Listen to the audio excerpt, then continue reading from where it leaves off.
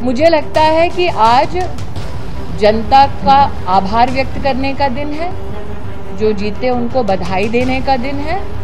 संगठन का स्वभाव है विश्लेषण करने का, वो संगठन अपनी ओर से विश्लेषण करेगा।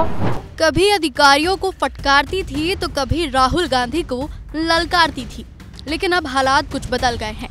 बीते 10 साल मोदी कैबिनेट में अपनी धमक रखने वाली और अमेठी की राजनीति का केंद्र रही स्मृति ईरानी राहुल के सिपा सालार केएल शर्मा से ऐसे बुरी तरह हारी कि अचानक राजनीतिक गलियारे से गायब ही नजर आ रही हैं। अब उन्हें सरकारी बंगला खाली करने का भी आदेश मिल गया है। 4 जून को हारने के बाद स्मृति ने प्रतिक्रिया दी थी, फिर उसके 5 दिन बाद शपथ ग्रहण में भी नजर आई थी। तब से ऐसे कयास लगाए जा रहे थे कि हार के बावजूद इस बार फिर से स्मृति को मोदी कैबिनेट में जगह मिल सकती है, जैसा 2014 में हुआ था। लेकिन 9 जून को जब शपथ ग्रहण के दिन स्मृति ईरानी को दर्शकों के बीच देखा गया तो ये साफ हो गया कि स्मृति ईरानी की इस बार की हार बीजेपी को नागवार गुजरी है।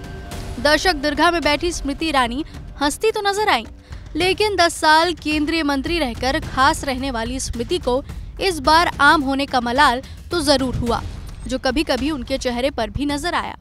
ये तस्वीरें उसी का गवाह है। सबसे दिलचस्प बात यह है कि शपथ ग्रहण के बाद अब तक स्मृति किसी भी सार्वजनिक मंच पर नजर नहीं आई है, ना ही कोई सामाजिक या राजनीतिक एक्टिविटी में हिस्सा लिया है।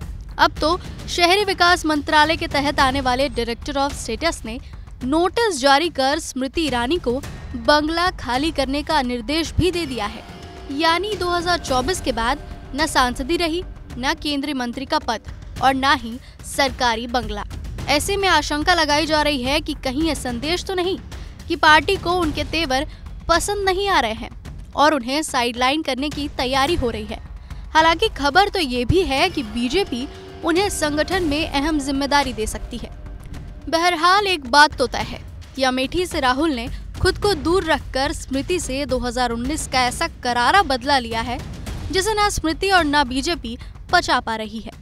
और तो और राहुल के सिपा सालार केएल शर्मा ने भारी मतों से बीजेपी को हराकर स्मृति के राजनीतिक करियर में बड़ा रोड़ा खड़ा कर दिया है। अब देखना है कि हार के बाद सियासी गलियारों से दूर नजर आ रही स्मृति ईरानी कैसे कमबैक करती हैं और अपने पुराने सियासी कद को हासिल करती हैं। आपको क्या लगता है, स्मृति ईरानी का कमबैक कितना चुनौती भरा होगा? ये हमें कमेंट कर जरूर बताएं और देश दुनिया की तमाम बड़ी खबरों के लिए देखते रहिए एबीपी लाइव।